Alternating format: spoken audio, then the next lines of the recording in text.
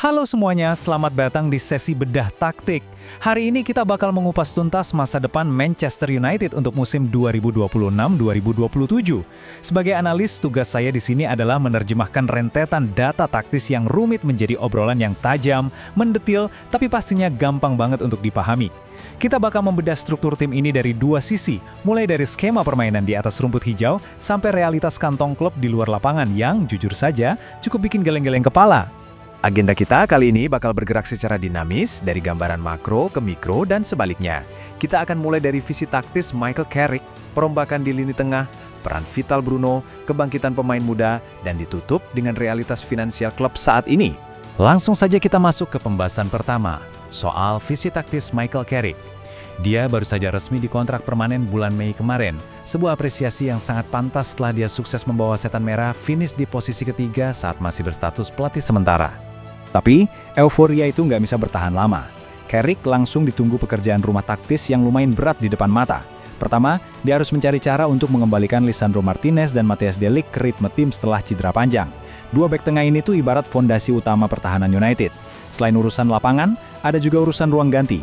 Carrick harus membereskan drama Marcus Rashford yang ingin pindah, sekaligus mencari celah untuk lepas dari beban gajinya yang selangit sebelum deadline transfer tanggal 1 September. Kalau urusan ini dibiarkan menggantung, keseimbangan dan harmoni tim bisa benar-benar terganggu. Lanjut ke bagian kedua, revolusi lini tengah, atau bagaimana United membangun ulang ruang mesin mereka secara total. Strategi transfer United ini berubah drastis loh.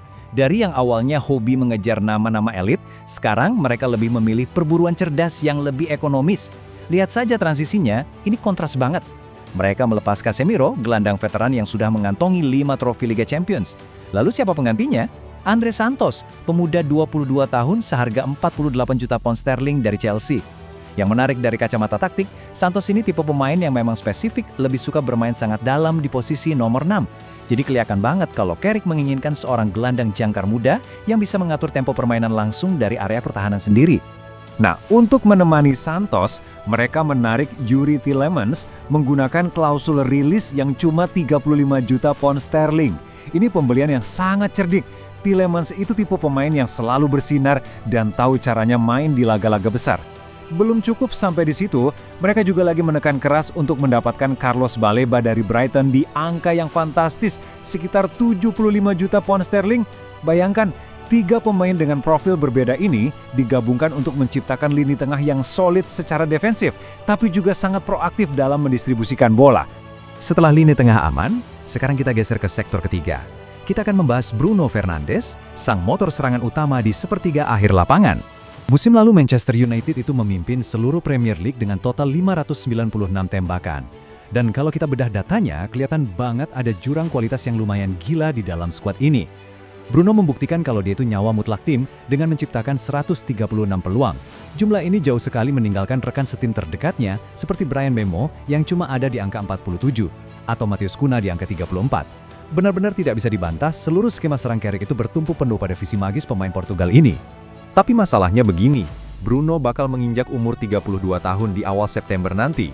Pertanyaan taktis yang paling mengerikan buat Carrick adalah, mampukah pemain seusia itu menanggung beban kerja ofensif yang se-ekstrem ini lagi?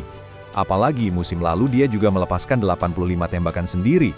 Secara taktis, bergantung pada satu pemain untuk jadi pusat segala kreativitas selama semusim penuh yang melelahkan, jujur saja itu adalah pertaruhan yang luar biasa besar. Untuk mengakali ketergantungan fisik tadi, kita masuk ke bagian keempat, dampak dari para pemain muda. Ini tentang generasi penerus yang siap maju untuk meringankan beban para pemain senior. Carrick sadar betul kalau pilar tradisional klub ini adalah mengorbitkan pemain muda.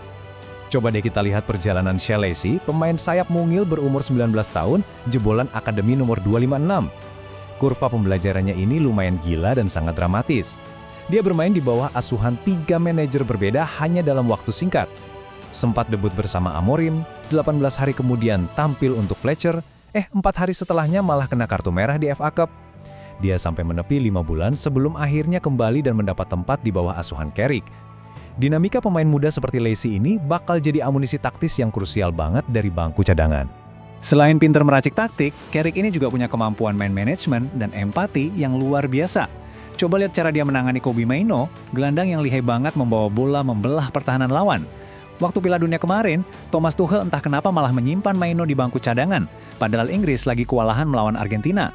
Carrick cerita kalau dia sering banget menghubungi Maino sepanjang musim panas. Dia bilang ke Maino kalau dia paham banget rasanya, karena dulu dia juga pernah ada di posisi itu, dipanggil tapi tidak dimainkan di Piala Dunia. Ini nih tipe kepemimpinan yang kita harapkan dari seorang manajer. Carrick tahu betul kalau mental pemain yang bangkit itu dampaknya akan langsung terasa pada performa klub di lapangan. Oke, sekarang mari kita tarik pandangan kita ke gambaran yang lebih besar di bagian kelima. Kita harus membahas realitas pahit di luar lapangan.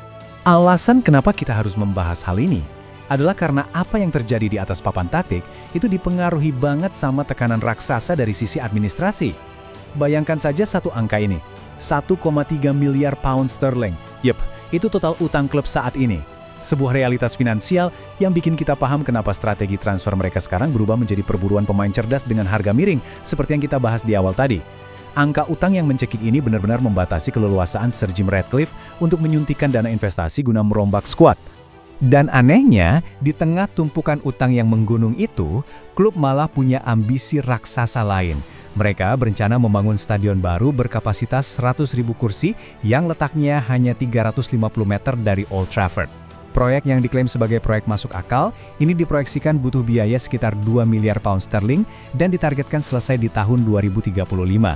Tapi ya, kita sama-sama tahulah, proyek optimistis macam ini biayanya bisa dengan gampang berlipat ganda seiring berjalannya waktu. Semua beban finansial ini pada akhirnya menetes menjadi racun yang merusak hubungan antara pemilik klub dan supporter. Hubungan dengan keluarga Glazer memang sepertinya sudah sangat sulit untuk diperbaiki. Belum lagi ada kontroversi soal pemindahan tempat duduk para pemegang tiket musiman, sampai kebijakan anti-calo yang kelewat agresif, yang sayangnya malah membuat supporter asli merasa dipersulit karena harus membuktikan kalau mereka itu bukan calo.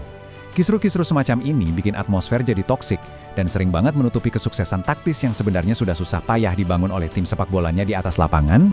Sebagai penutup analisis kita kali ini, saya mau meninggalkan satu pertanyaan yang lumayan bikin mikir. Mampukah kecerdasan taktis seorang Michael Carrick di sesi latihan benar-benar mengalahkan bayang-bayang utang 1,3 miliar pound sterling ditambah dengan segala kekacauan struktural di luar lapangan demi kembali merebut tiket Liga Champions musim depan? Pastinya ini bakal menjadi dinamika semusim penuh yang sangat menarik untuk kita tonton sama-sama. Terima kasih sudah bergabung, dan semoga bedah taktik ini memberi kalian gambaran yang lebih tajam soal arah permainan mereka musim ini. Sampai jumpa!